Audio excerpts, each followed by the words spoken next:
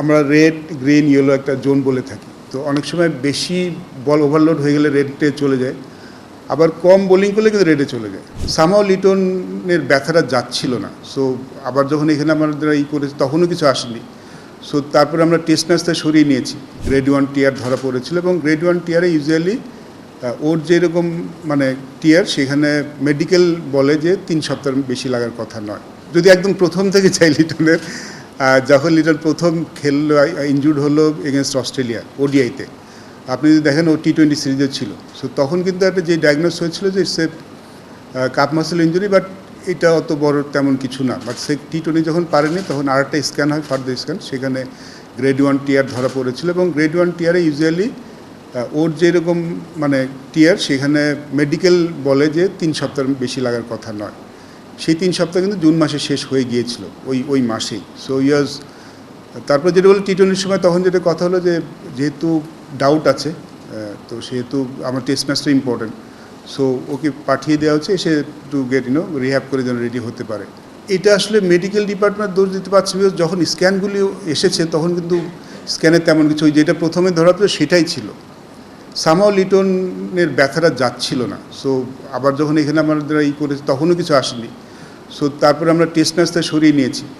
So ওডিআইতে যখন হি was like okay, এই বেসিসে চলে গেছে, বাট তারপরেও হি ইজ কমপ্লেনিং যে ওর ব্যথা ছিল। সো এই ব্যাপারটা আসলে মেডিকেল ডিপার্টমেন্টের ভুল কিনা বলতে হবে, বিকজ স্ক্যানে তো তারা কিছু পাননি, তারা তো আসলে এভিডেন্সেই যান।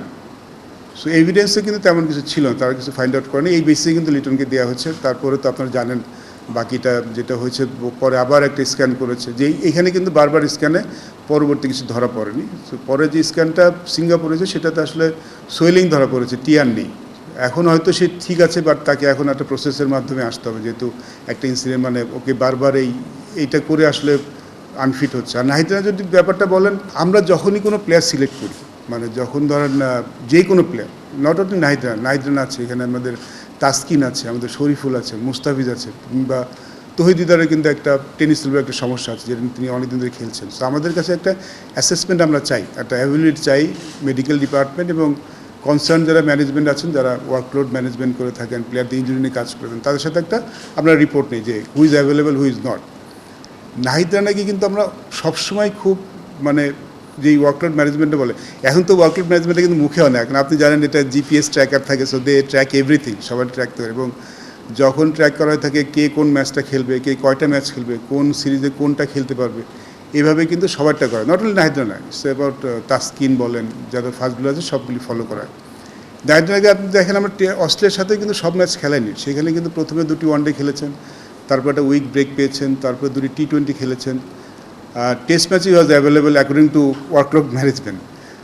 টেস্ট ম্যাচে তারপরে আমরা বাড়তি সতর্কতা হিসাবে, অস্ট্রেলিয়া যেহেতু একটা ইম্পর্টেন্ট সিরিজ আমাদের, সেই সতর্কতা হিসেবে আমরা টেস্ট ম্যাচ খেলেন, যেটা আমরা প্রথমে ব্যাখ্যা করেছিলাম কেন আমরা 3জন ফাস্ট বোলার আমাদের রেগুলার নেই অস্ট্রেলিয়াতে। তারা কিন্তু সবাই, যদি ওয়ার্কলোড ম্যানেজমেন্ট বলেন, যদি এই ফিজিওর যে রিপোর্টগুলি আসে সেগুলি বলেন, they are all fit to play test matches. তারপরে আমরা বাড়তি সতর্কতা হিসাবে কিন্তু আমরা টেস্ট ম্যাচটা তাদেরকে খেলাইনি, 3জন ফাস্ট বোলার খেলাইনি।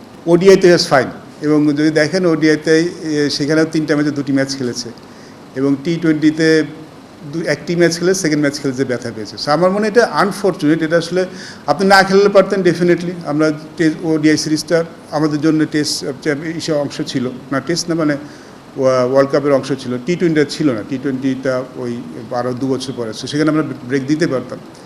কিন্তু এইখানে একটা জিনিস আছে যেটা আমাদের ওয়ার্কলোড যারা ম্যানেজমেন্ট করে তারা বলে থাকেন, যে 2টা ব্যাপার আছে যেটা ট্র্যাক করেন যারা, যে একজন বোলারের, স্পেশালি ফাস্ট বোলারের, আমরা রেড গ্রিন ইয়েলো একটা জোন বলে থাকি। তো অনেক সময় বেশি বল ওভারলোড হয়ে গেলে রেডে চলে যায়, আবার কম বোলিং করলে কিন্তু রেডে চলে যায়। So he has to bowl enough over করে ওইখানে গ্রিন জোনে যেয়ে তারপরে আপনার টেস্ট ম্যাচ খেলতে হবে। সো তাকে কিছুটা খেলতেই হতো। আপনি যদি ফাস্ট বোলার না খেলে বসে রাখেন, আমাদের যে এখন যেইটা কাজ করা সেটা বলে, সেটা কিন্তু ভালো নয় বোলারের জন্য। সো একটা যে কোনো ম্যাচ খেলার আগে আপনাকে সার্টেন অ্যামাউন্ট অফ বল করে তারপরে প্রিপেয়ার হতে হবে।